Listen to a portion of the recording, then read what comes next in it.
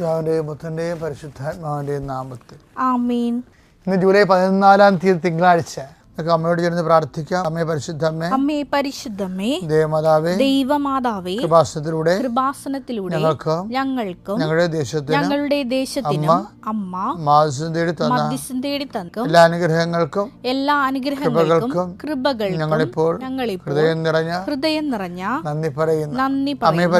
അമ്മേ പരിശുദ്ധമ്മേ, ദേവമാതാവേ, 2004 ഡിസംബർ 7 തീയതി ഉച്ചകഴിഞ്ഞ് 2:30 കൃപാസനത്തിൽ സംഭവിച്ച അമ്മയുടെ പ്രത്യക്ഷപ്പെടലിനെ കുറിച്ച് തിരുസഭയ്ക്ക് സമർപ്പിച്ചിരിക്കുന്ന പഠനരേഖകളുടെ സഭാത്മകമായ പഠനം ആരംഭിക്കുവാൻ ഞങ്ങൾ പ്രാർത്ഥിക്കുന്നു. അമ്മേ പരിശുദ്ധമ്മേ, ഭൂസ്വർലോകങ്ങളുടെ രാജ്ഞിയായ അങ്ങേയ്ക്ക് ഭൗമ സംരക്ഷണത്തിനായി പ്രപഞ്ചപ്രകൃതിയെ തന്നെ തിരുസഭ പ്രതിഷ്ഠിക്കുവാൻ ഈ പ്രത്യക്ഷീകരണം വഴി ഇടയാക്കണമേ. പരിശുദ്ധമ്മേ, ജപമാല മാതാവേ, സകല കൃപാസനം പ്രാർത്ഥനകളോടും ചേർത്ത് ഞങ്ങളിപ്പോൾ പ്രാർത്ഥിക്കുന്ന ഈ കുടുംബത്തിന്റെ പ്രത്യേക നിയോഗം. മക്കളെ,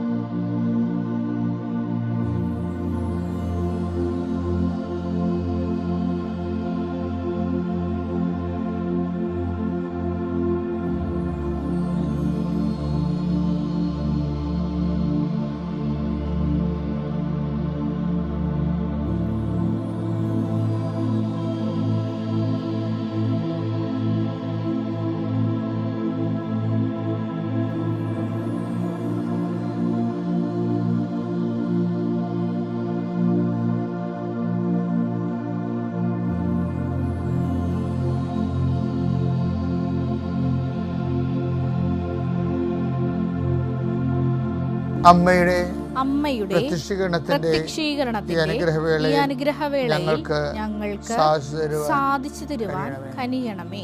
വിശ്വാസ പ്രമാണം.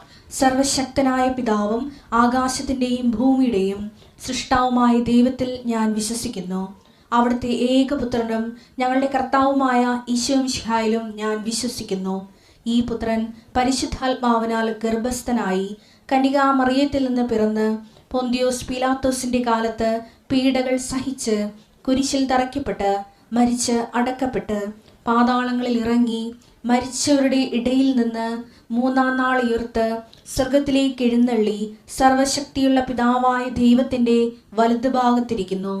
അവിടെ നിന്ന് ജീവിക്കുന്നവരെയും മരിച്ചവരെയും വിധിക്കുവാൻ വരുമെന്നും ഞാൻ വിശ്വസിക്കുന്നു.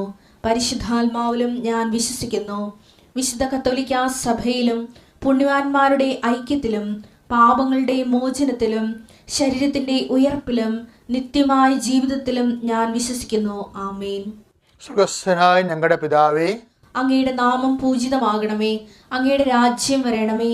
അങ്ങയുടെ തിരുമനസ് സ്വർഗത്തിലെ പോലെ ഭൂമിയിലും ആകണമേ. അന്നു വേണ്ടുന്ന ആഹാരം ഇന്ന് ഞങ്ങൾക്ക് തരണമേ.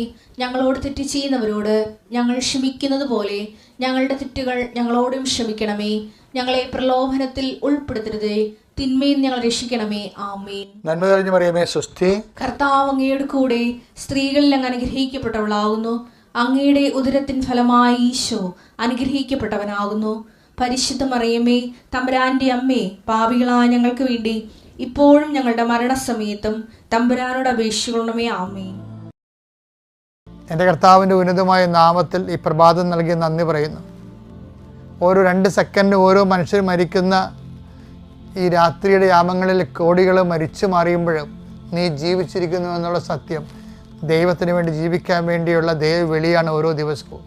ദൈവവേദനെ, നിൻ്റെ കണ്ണുകളെ, നിൻ്റെ കാതുകളെ, നീ കാണുന്ന കാഴ്ചകളെ, ഇന്ന് കാണുന്ന കാഴ്ചകളെ, ഇന്ന് കേൾക്കുന്ന ശബ്ദങ്ങളെ, നീ സംസാരിക്കുന്ന സംസാരങ്ങളെ, കർത്താവ് ആകാത്ത കാഴ്ചയെന്നും വേണ്ടാത്ത കേൾവിയെന്നും കർത്താവ് നിന്നെ സംരക്ഷിക്കട്ടെ.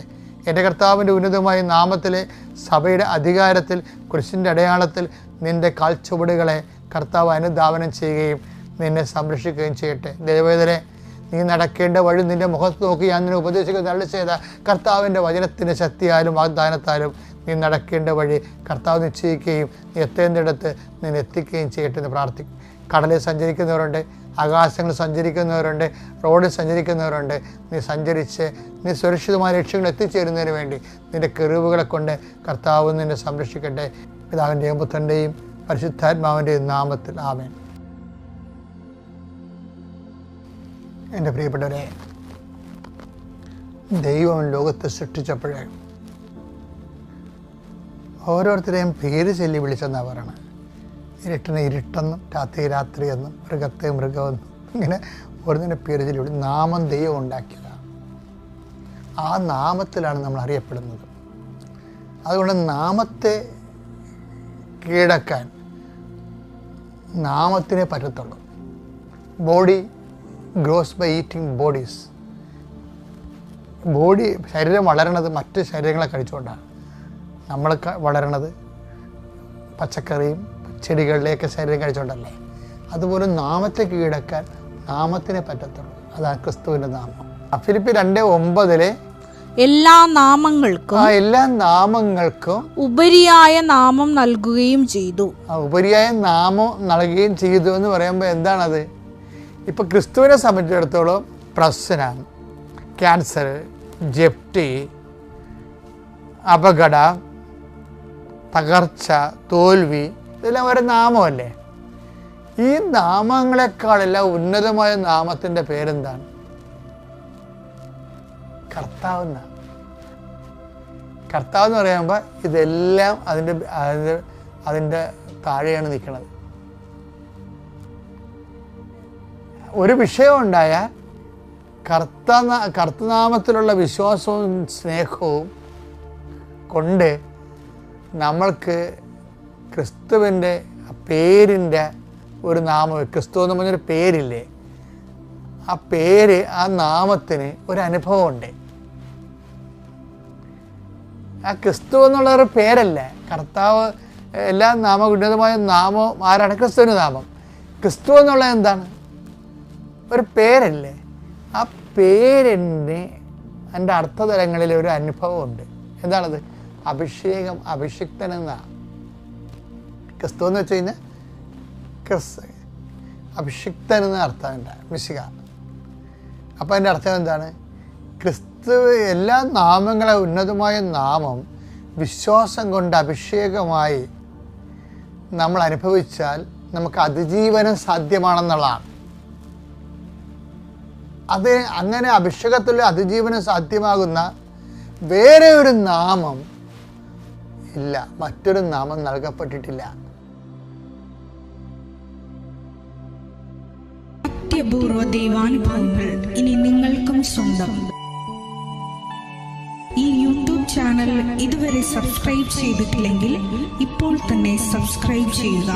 ഈ വീഡിയോ ഇപ്പോൾ തന്നെ നിങ്ങളുടെ സുഹൃത്തുക്കൾക്ക് ഷെയർ ചെയ്തുകൊണ്ട് കർത്താവിൻ്റെ പ്രേക്ഷിതരാകുക.